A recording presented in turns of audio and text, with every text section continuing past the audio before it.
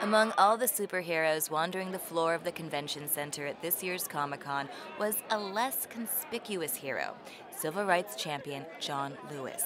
Hundreds lined up to have him sign copies of his new autobiography, March.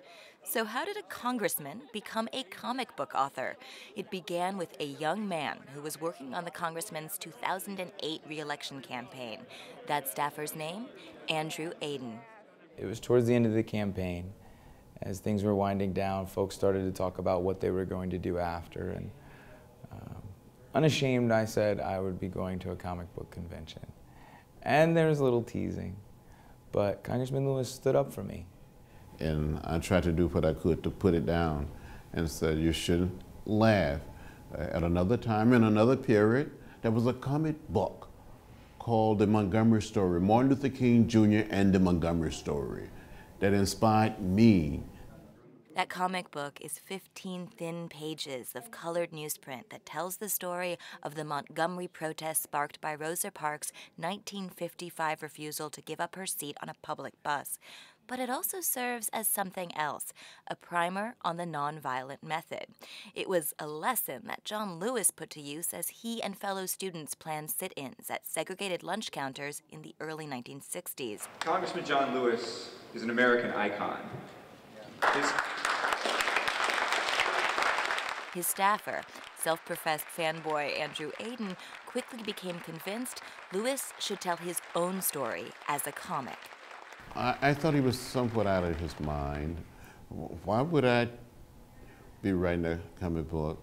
And he didn't give up. He didn't give in. He was persistent. And he came back and said, Congressman, let's write a comic book.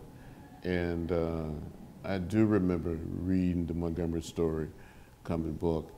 And I said, yes, if you would do it with me. And it's been a labor of love.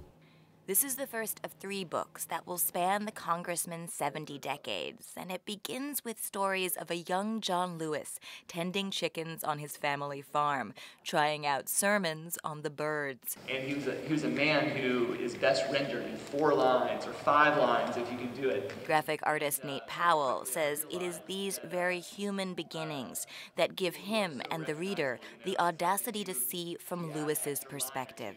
There were certain moments, free of context, where I felt like I could simply slip into his shoes for that moment, and I knew precisely what it was like to witness, the baptism of these chickens, the loss of a beloved hen down a well, the hiding under the porch so that he could sneak away from his house in order to get an education each day and hop on the bus with his mom chasing after him. That intimacy is evident in the shadowed, up-close visual perspectives that mark the early parts of the book. But Powell says there were moments where drawing the narrative gave him pause. I will hit a certain milestone within the narrative, whether it's depicting, trying to find the appropriate and powerful way to respectfully depict the murder of Emmett Till. The book, its creators say, isn't just history. Like the comic book that inspired it, March is meant to be a primer for a new generation on the power of nonviolent protest. That is something co-author Andrew Aden says was never far from his mind. This may get me in trouble, but I really believe that the generation between the congressman and Nate and I has in some sense failed us. I think they sold out a little bit.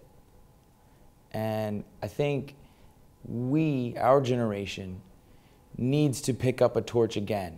Too many people, even today, the 21st century, have been left out and left behind. They're black, they're white, they're Latino, they're Asian American, they're Native American.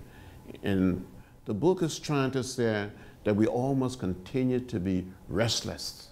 Lewis says that in the age of Trayvon Martin and the recent Supreme Court decision on voting rights, young people need to find a way to connect to the greater struggle for civil rights. I remember hearing Martin Luther King Jr. preach from time to time, and his father would be in the pulpit, and he would say, son, make it plain, make it plain. So between Nate and Andrew, they made it plain. As plain as a picture.